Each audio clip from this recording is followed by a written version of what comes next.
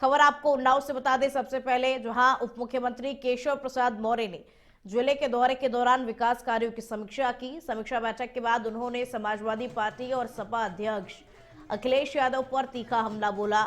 Deputy CM ने कहा कि बिहार चुनाव में हार के बाद विपक्ष का मानसिक संतुलन बिगड़ गया है और इसी कारण सपा नेता उल जुलूल बयानबाजी करते हुए नजर आ रहे हैं। उन्होंने आरोप लगाया कि बिहार की हार से सपा पूरी तरीके से बौखला गई है। केशव प्रसाद मौर्य ने यह भी कहा कि अखिलेश यादव को पता है कि वो राष्ट्रीय स्वयंसेवक संघ के स्वयंसेवक हैं और 2017 में भाजपा प्रदेश अध्यक्ष रहते हुए सपा सरकार को सत्ता से बाहर करने में अहम भूमिका निभाई थी और इसी वजह से अखिलेश यादव के मन में डर बना हुआ रहता है।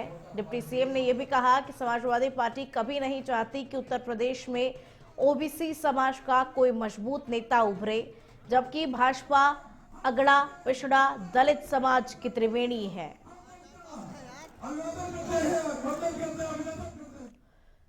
मुरादाबाद में पुलिस ने यूरिया की कालाबाजारी करने वाले सिंडिकेट के खिलाफ बड़ी कार्रवाई की है। वरिष्ठ पुलिस अधीक्षक के निर्देश पर मुंडापाड़े थाना पुलिस और एसओजी की टीम ने एक सटीक सूचना के आधार पर छापेमारी कर यूरिया से भरे एक ट्रक को कब्जे में लिया और अवैध धंधे में लिप्त मुख्य आरोपी को गिरफ्तार किया। पुलिस को खुफिया जानकारी मिली थी कि सरकारी दरों पर मिलने वाली यूरिया को ऊंचे दामों पर बेचा जा रहा था और माफियाओं ने इसे चोरी छिपे अन्य स्थानों पर खपाने की योजना बनाई गई थी। इस कार्रवाई से क्षेत्र के किसानों को आर्थिक नुकसान से बचाया गया। पकड़े गए आरोपी से पूछताछ में अंतर जनपदीय गिरोहों से जुड़े तारों का खुलासा होने की संभावना है और अधिकारियों ने चेतावनी दी कि किसानों के हित से खिलवाड़ करने वालों को बख्शा नहीं जाएगा और अभियान आगे भी जारी रहेगा। ये ट्रक अभी ड्राइवर और कंडक्टर बैठा हुआ है यहाँ पे और उसके द्वारा बताया जा रहा है कि वो संभल से लाया है और रामपुर ले जा रहा है। तो ये यहाँ पे थाना मूड़ा पांडे में पुलिस वालों ने पकड़ा है और मुझको बुलाया गया है इस पे कार्रवाई करने के लिए। इसमें ट्रक तो भरा हुआ है, इसमें गिनने बाद पता चलेगा 500 कट्टे तो होंगे लगभग। इसमें सर कौन सी कंपनी का खाद है? इफ्को कंपनी का खाद है इसमें। ये ट्रक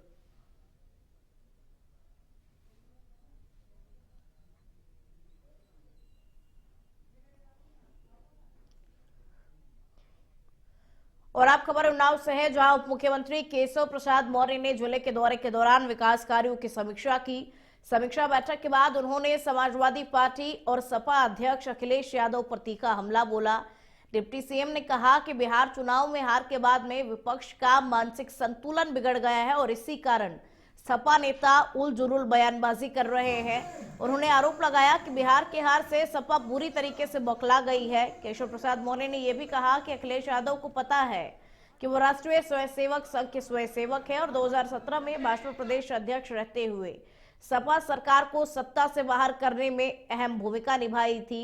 इसी वजह से अखिलेश यादव के मन में डर बना हुआ रहता है। डिप्टी सीएम ने कहा कि समाजवादी पार्टी कभी नहीं चाहती कि उत्तर प्रदेश में ओबीसी समाज का कोई मजबूत नेता उभरे, जबकि भाजपा अगड़ा पिछड़ा दलित समाज की त्रिवेणी है और पीडीए मुद्दे पर सवाल उठाते हुए उन्होंने कहा कि 2012 से 17 तक सपा सरकार के दौरान ये फॉर्मूला कहां था।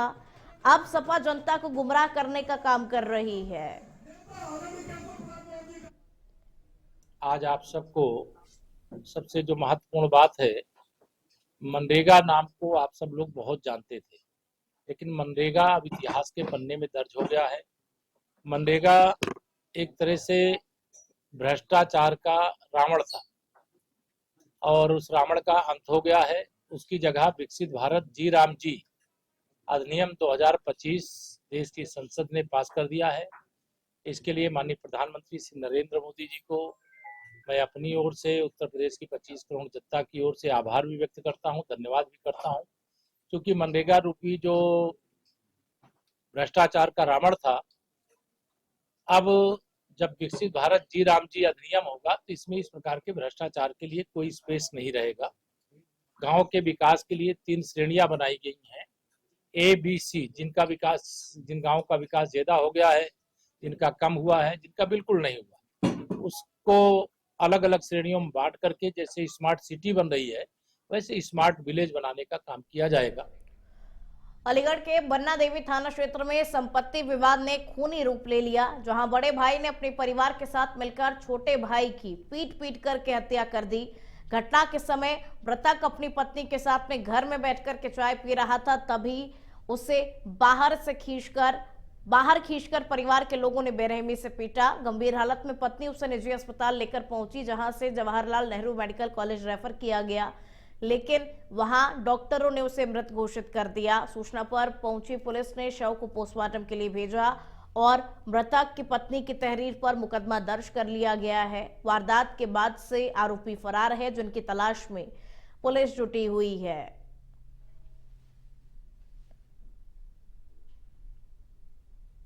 कल घटना ये हुई थी, 4 से 5 लोग फुटपाथ पे सोए हुए थे और एक कार वाला शराब की ड्रिंक करे हुए था, तो उसने शराब के नशे में उन पे 4-5 लोगों पे गाड़ी चढ़ा के और वो भाग गया। ये साहब हम मंदिर पे से काम करके आए थे, पीछे सो रहे थे, रोड से बैरियल से जाली से पीछे सो रहे थे अलग जगह में। तो 4 लोग सो रहे थे, वो तो 3 तो घायल हैं। वो आगरा अच्छा भरते हैं, हाँ वो आगरा भर्ती है। एक लड़का कोमा में चला गया, उसकी हालत बहुत खराब है। एक लड़का हमारा खत्म हो चुका है। क्या नाम था उसका? रवि। कल और आप खबर बस्ती से है, जहां थाना कलवारी क्षेत्र में सामुदायिक स्वास्थ्य केंद्र बनरोहा के पास हुई छिनैती की घटना का पुलिस ने खुलासा कर दिया है। थाना कलवारी एसओजी और सर्विलांस टीम के संयुक्त कार्रवाई में 2 वांछित अभियुक्त अभिषेक पाठक और सुरेंद्र पांडे को तुर्कलैया मोड़ से गिरफ्तार किया गया। अभियुक्तों के कब्जे से 400 रुपए नगद, पिट्ठू बैग, मोबाइल फोन और वारदात में प्रयुक्त अपाची मोटरसाइकिल बरामद की गई है। यह घटना 24 दिसंबर 2025 की है, जब एक व्यक्ति से मोबाइल और बैग छीनकर आरोपी फरार हो गए थे। पुलिस पूछताछ में अभियुक्तों ने अपने एक अन्य साथी कमलेश चौधरी के साथ मिलकर वारदात को अंजाम देना स्वीकार किया है, जिसकी तलाश जारी है। गिरफ्तारी के बाद मुकदमे में बीएनएस की धारा की बढ़ोतरी कर आगे की विधिक कार्रवाई की जा रही है, जिससे क्षेत्र में अपराधियों में हड़कंप मचा हुआ है। रेनू है मेरा नाम, मेरी बहन है ये। क्या हुआ? क्या इनके हस्बैंड को मार दिया गया, इनके परिवार वालों ने मारा है। क्यों, वजह क्या थी? और बस प्रॉपर्टी ये बताती थी, प्रॉपर्टी इसने अपनी सास पे भी फोन किया था, तो यूं बोलती थी शांत रहे, शांत में ही भलाई है, शांत रहे, शांत में। ऐसे शांति में ही चले गए, पिटते रहे, हाथ नहीं छोड़ा। मेरी बहन बता रही है और रोते रहे, लगते रहे, यूं बोल रहे कि तुझे मेरी कसम है। हमारे जेठ वगैरह गाली दे दू के आए अंदर। क्या नाम है जेठ का? श्याम और उनके बच्चे भी आए, जीतू, सूरज। तो मैं सुन ना पाई क्या बात हुई, तो उन्हें बाहर ही ले गए घसीट के। छोड़ के ले गए। तो मैं तुरंत ही मैं एक घूटी पी पाई हूँ चाय का। और आप खबर बस्ती से है, जहां थाना कलवारी क्षेत्र में सामुदायिक स्वास्थ्य केंद्र बनरोहा के पास हुई छिनैती की घटना का पुलिस ने खुलासा कर दिया है। थाना कलवारी एसओजी और सर्विलांस टीम की संयुक्त कार्रवाई में 2 वांछित अभियुक्त अभिषेक पाठक और सुरेंद्र पांडे को तुर्कौलिया मोड़ से गिरफ्तार किया गया है। अभियुक्तों के कब्जे से 400 रुपए नगद, पिट्ठू बैग, मोबाइल फोन और वारदात में प्रयुक्त अपाची मोटरसाइकिल बरामद की गई है। ये घटना 24 दिसंबर 2025 की है, जब एक व्यक्ति से मोबाइल और बैग छीनकर आरोपी फरार हो गए थे। पुलिस पूछताछ में अभियुक्तों ने अपने एक अन्य साथी कमलेश चौधरी के साथ मिलकर वारदात को अंजाम देना स्वीकार किया है, जिसकी तलाशी जारी है। गिरफ्तारी के बाद में मुकदमे में बीएनएस की धारा की बढ़ोतरी कर आगे की विधिक कार्रवाई इस मामले में की जा रही है, जिससे क्षेत्र के जो अपराधी हैं उनमें हड़कंप मचा हुआ है। कलवारी में एक सामुदायिक स्वास्थ्य केंद्र के पास छिनैती हुई थी, जिसके संबंध में एक मुकदमा पंजीकृत किया गया था 238/25। उसका सफलतापूर्वक अनावरण कर लिया गया। इस घटना में संलिप्त 2 अभियुक्तों की गिरफ्तारी की गई है। एक व्यक्ति की गिरफ्तारी अभी शेष है। आपको बता दें कि दिनांक 24 तारीख को तकरीबन 7:30 बजे के करीब ये सामुदायिक स्वास्थ्य केंद्र बनरोहा के पास इनके साथ वादी के साथ ही घटना हुई थी। ये अपनी इलेक्ट्रॉनिक स्कूटी से घर जा रहे थे और पीछे से मोटरसाइकिल पर 3 सवार लोगों ने इनके बैग।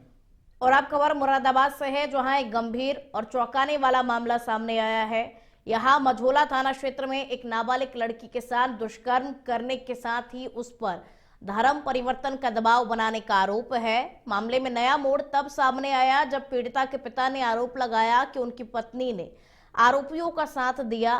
पिता शिव कुमार की तहरीर पर पुलिस ने गंभीर धाराओं में मुकदमा दर्ज कर मुख्य आरोपी जुबैर और पीड़िता की मां को सह आरोपी मानते हुए गिरफ्तार कर जेल भेज दिया है। पुलिस अधीक्षक कुमार रणविजय सिंह के अनुसार जांच में पीड़िता की मां की संलिप्तता संदिग्ध पाई गई है। पुलिस अन्य 4 नामजद आरोपियों की तलाश में जुटी हुई है और पूरे मामले की गहन जांच कर आगे की विधिक कार्रवाई जो है वो की जा रही है।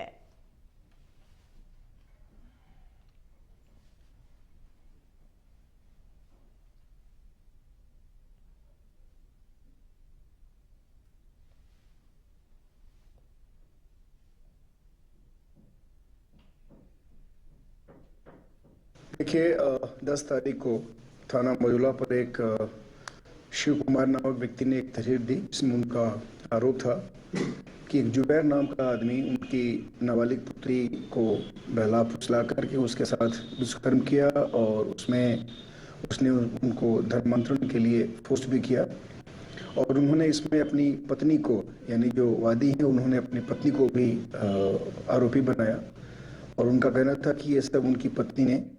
और आप खबर उन्नाव से है, जहां भाजपा सांसद साक्षी महाराज के जन्मदिन समारोह के अवसर पर केंद्रीय मंत्री बीएल वर्मा पहुंचे, जहां उन्होंने सांसद को प्रतीक चिन्ह भेंट कर शुभकामनाएं दी।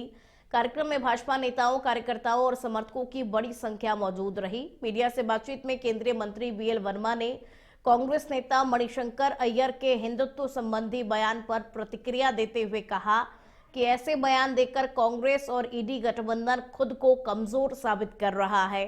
उन्होंने कहा कि देश की जनता प्रधानमंत्री नरेंद्र मोदी के नेतृत्व पर लगातार भरोसा जता रही है और विपक्ष के बयान सिर्फ सुर्खियों तक सीमित रहते हैं। राम मंदिर को लेकर के उन्होंने कहा कि 500 साल पुराना कलंक मिट चुका है और भव्य राम मंदिर बन करके तैयार हो चुका है, जहां देश दुनिया से श्रद्धालु दर्शन करने को आते हैं। उन्होंने साफ कहा कि नमाज के लिए तय स्थान पर ही नमाज होगी, राम मंदिर परिसर या उसके आसपास इसकी अनुमति नहीं दी जाएगी। केंद्रीय मंत्री ने सांसद साक्षी महाराज के सामाजिक और राजनीतिक योगदान की सराहना करते हुए कहा कि उन्होंने हमेशा राष्ट्रहित और सनातन संस्कृति के मुद्दों को मजबूती से उठाया है।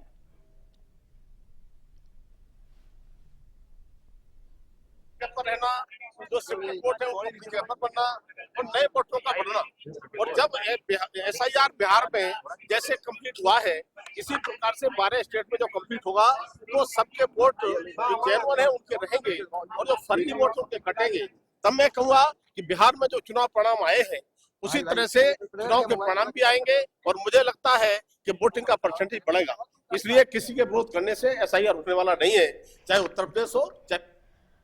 और अब खबर बागपत से है, जहां गलेहता गांव के प्राथमिक विद्यालय में राष्ट्रीय लोकदल की सभा आयोजित की गई, जिसमें मुख्य अतिथि छपरौली विधायक डॉक्टर अजय कुमार शामिल हुए। सभा को संबोधित करते हुए उन्होंने कहा कि पूर्व प्रधानमंत्री स्वर्गीय चौधरी चरण सिंह मानते थे कि असली भारत गांवों में ही बसता है और उसी विचारधारा पर चलते हुए क्षेत्र में लगातार विकास कार्य कराए जा रहे हैं। उन्होंने बताया कि चौधरी चरण सिंह जातिवाद के घोर विरोधी थे। उन्होंने गरीब, किसान और मजदूरों की खुशहाली के लिए हमेशा काम किया। विधायक ने अपनी निधि से कराए जा रहे विकास कार्यों की भी जानकारी दी। वहीं प्रांतीय उपाध्यक्ष धीरज उज्जवल ने कहा कि पार्टी अध्यक्ष और केंद्रीय मंत्री चौधरी जयंत सिंह किसान और युवाओं की आवाज को मजबूती से उठा रहे हैं और उन्होंने गन्ना मूल्य बढ़वाकर ऐतिहासिक काम किया है। इस मौके पर ठंड से बचाव के लिए गांव के 400 जरूरतमंद लोगों को कंबल भी वितरित किए गए। आज ये यहाँ पे कम्बल वितरण कार्यक्रम रखा गया था। हाँ जी। 23 तारीख से हम स्वर्गीय चौधरी चरण सिंह, भारत के पूर्व प्रधानमंत्री, भारत रत्न की जयंती से हम ये प्रोग्राम चालू किया था हमने। और गांव-गांव हम हर रोज एक प्रोग्राम करते हैं, हर गांव में जाकर, और पूरी जनवरी हमारे कार्यक्रम चलता रहेगा और अपनी पार्टी की नीतियों से लोगों को अवगत कराते हैं। और चौधरी साहब की जयंती के अवसर पर हम गरीबों में कम्बल। और आप खबर झांसी से है, जहां अपराधियों के खिलाफ चलाए जा रहे सघन अभियान के तहत थाना गरौटा पुलिस ने ट्रैक्टर चोरी के मामले में बड़ी कार्रवाई करते हुए 2 अभियुक्तों को पुलिस मुठभेड़ के दौरान गिरफ्तार कर लिया है, जिसमें एक बदमाश गोली लगने से घायल हो गया। देर रात चेकिंग के दौरान मुखबिर की सूचना पर नेपाल से मोती कटरा मार्ग पर नाले के पास बदमाशों को घेरने की कोशिश की गई, जिस पर उन्होंने पुलिस पर फायरिंग कर दी। जवाबी कार्रवाई में अभियुक्त प्रदीप राजपूत घायल हो गया, जिसे मंगलवार सुबह करीब 5 बजे अस्पताल भेजा गया। पुलिस ने मौके से चोरी किया गया स्वराज 735 FI ट्रैक्टर, एक 315 बोर का अवैध तमंचा और जिंदा खोखा कारतूस बरामद किया है। ये कार्रवाई ADG Kanpur zone Alok Singh, IG Jhansi परिक्षेत्र आकाश कुल्हरी के मार्गदर्शन और एसएसपी झांसी बीबी GTS मूर्ति के निर्देशन में हुई। उल्लेखनीय है कि 9 जनवरी 2024 को ग्राम निमगहना निवासी विजय कुमार ने ट्रैक्टर चोरी की शिकायत दर्ज कराई थी, जिस पर मुकदमा दर्ज कर पुलिस तलाश कर रही थी। गिरफ्तार अभियुक्तों की पहचान प्रदीप राजपूत निवासी करमीर जिला जालौन और कृष्ण कुमार निवासी निमगहना जिला झांसी के रूप में हुई है, जिनके खिलाफ आगे की विधिक कार्रवाई की जा रही है। प्रभारी निरीक्षक गरौठा मैं पुलिस बल के क्षेत्र में चेकिंग कर रहे थे। मुखबिर की सूचना पर नेपाल से मोती कटरा जाने वाले सड़क के नाले के पास आकर के नाकेबंदी की गई। ट्रैक्टर के आने के बाद उसे रोकने का इशारा किया गया तो ट्रैक्टर को नाले में कुदा दिया। इसी दौरान पुलिस से मुठभेड़ हो गई। मुठभेड़ के दौरान जवाबी कार्रवाई में आत्मरक्षार्थ पुलिस द्वारा भी फायर किया गया और जिसमें 2 व्यक्ति पकड़े गए। झांसी में ANTF लखनऊ और नवाबाद थाना पुलिस की संयुक्त टीम ने बड़ी कार्रवाई करते हुए एक महिला समेत 2 मादक पदार्थ तस्करों को गिरफ्तार कर लिया है। आरोपियों के कब्जे से 1 किलो मॉर्फिन बरामद की गई है, जिसकी अंतर्राष्ट्रीय बाजार में कीमत करीब 1 करोड़ रुपया की जा रही है। प्रारंभिक जांच में ये सामने आया कि तस्करों का नेटवर्क राजस्थान से उत्तर प्रदेश के गाजीपुर और वाराणसी तक फैला हुआ है। पुलिस ने आरोपियों को हिरासत में लेकर उनसे पूछताछ शुरू कर दी है और इस पूरे नेटवर्क की फॉरवर्ड और बैकवर्ड लिंक की भी गहन जांच की जा रही है। ओछा भवन में भारत पेट्रोल पंप के पास ANTF थाना झांसी और थाना नवाबाद की संयुक्त पुलिस टीम द्वारा 2 व्यक्तियों को गिरफ्तार किया है, जिसमें एक का नाम पुकार लाल, दूसरा लीलाबाई जो झालावाड़ राजस्थान के रहने वाले हैं। इनके पास से 1 kg अवैध मादक पदार्थ मॉर्फिन, 7400 रुपये नकद और 1 मोबाइल बरामद किया गया है। मॉर्फिन की अंतर्राष्ट्रीय कीमत लगभग 1 करोड़ रुपए है। इस प्रकरण में थाना नवाबाद में सुसंगत धाराओं में अभियोग पंजीकृत करते हुए। खबरों में आगे बढ़ेंगे और खबर मथुरा से आपको बता दें, जहां पत्नी की हत्या के मामले में पुलिस ने आरोपी पति और उसके दोस्त को मुठभेड़ के बाद में गिरफ्तार कर लिया है। पुलिस के मुताबिक आरोपी पति राकेश ने अपने दोस्त ललित उर्फ मंगल के साथ मिलकर पत्नी अनिता की हत्या कर दी थी।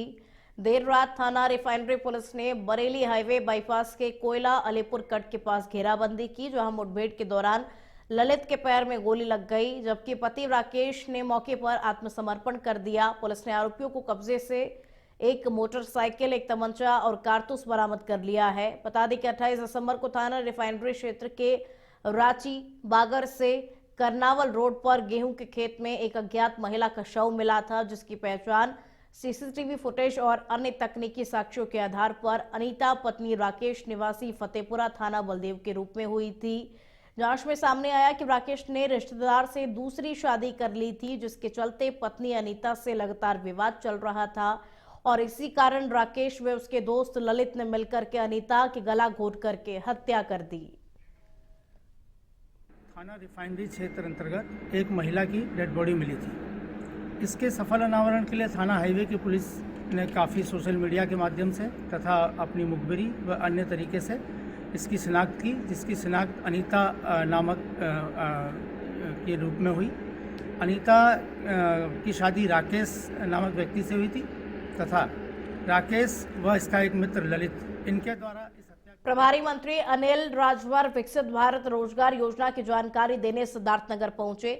इस दौरान उन्होंने भाजपा कार्यकर्ताओं के साथ बैठक की और मीडिया से बातचीत की। प्रेस कॉन्फ्रेंस में मंत्री ने कहा कि मोदी सरकार के विकसित भारत रोजगार योजना का वो स्वागत करते हैं, जिसके तहत लोगों को 125 दिन का रोजगार मिलेगा, जबकि मनरेगा में केवल 100 दिन का प्रावधान था।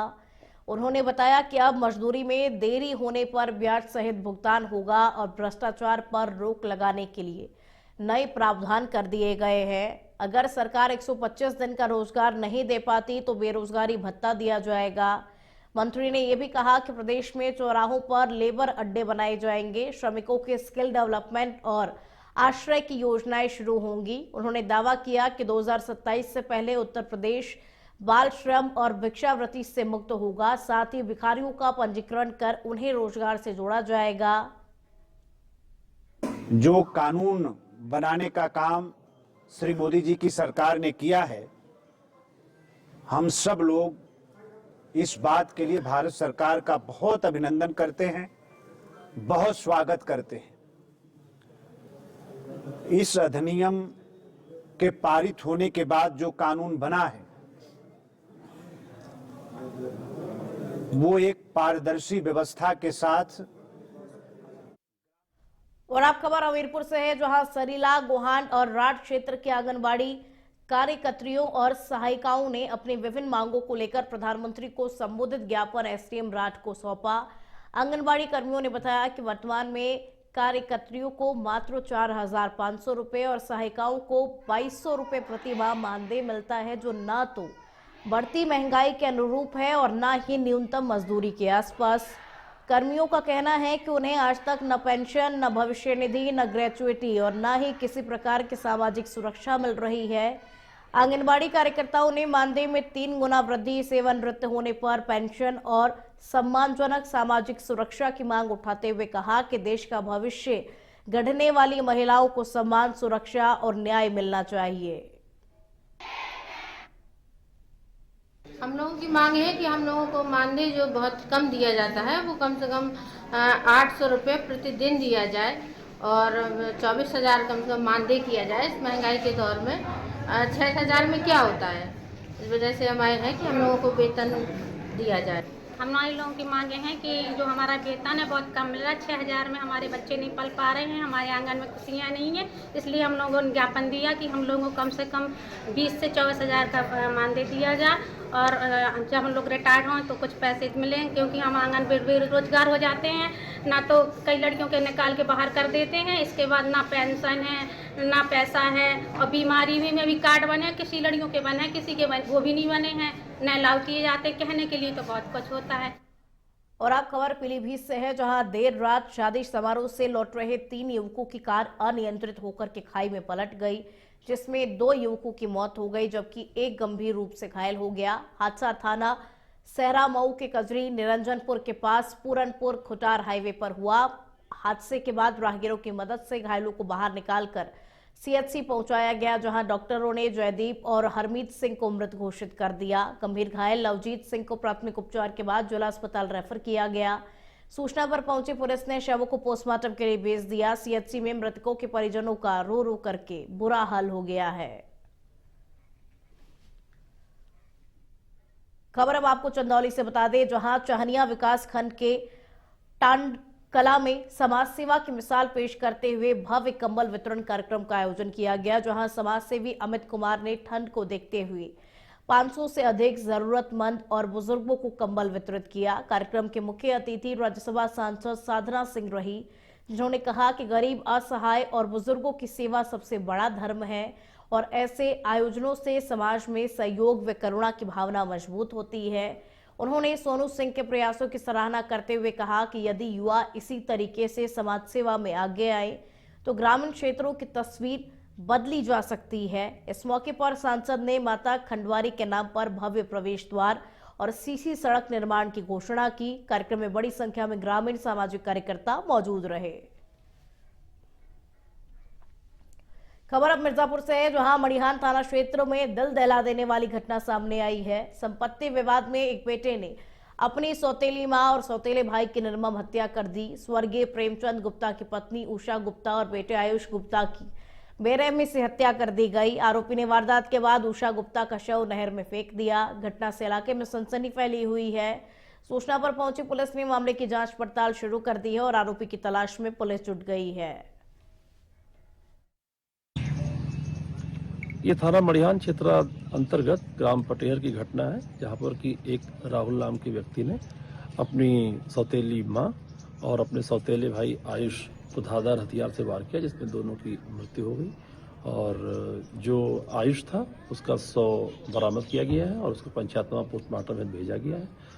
जो उसकी सौतेली मां थी उसका शव उसने, जैसा कि उसने बताया है, कि नहर में डाल दिया है। हमारी जो टीम है लगी हुई है, शीघ्र उसको बरामद किया जाएगा। अभी तो राहुल को गिरफ्तार किया गया। खबर बदायूं से है, जहां उजानी कोतवाली क्षेत्र के कूड़ा नरसिंहपुर की मेथा फैक्ट्री में दम घुटने से 3 सिक्योरिटी गार्ड की मौत हो गई। बताया जा रहा है कि तीनों एक कमरे में अंगीठी जलाकर के सो रहे थे और इसी दौरान दम घुटने से दर्दनाक हादसा हो गया। घटना की जानकारी मिलते ही फैक्ट्री परिसर में ग्रामीणों की भारी भीड़ जुट गई और माहौल तनावपूर्ण हो गया। सूचना पर पहुंची पुलिस ने मौके पर जांच पड़ताल शुरू कर दी है। उल्लेखनीय है कि कुछ महीने पहले इसी फैक्ट्री में भीषण आग लगी थी, जिसके बाद फैक्ट्री परिसर को पूरी तरीके से सील कर दिया गया था और ऐसे में सील फैक्ट्री में हुए इस हादसे के बाद प्रशासन की भूमिका पर भी सवाल खड़े हो रहे हैं। हादसे से नाराज ग्रामीण हाईवे पर बैठ गए और वहीं मौके पर पहुंचे आला अधिकारी ग्रामीणों को समझा रहे हैं।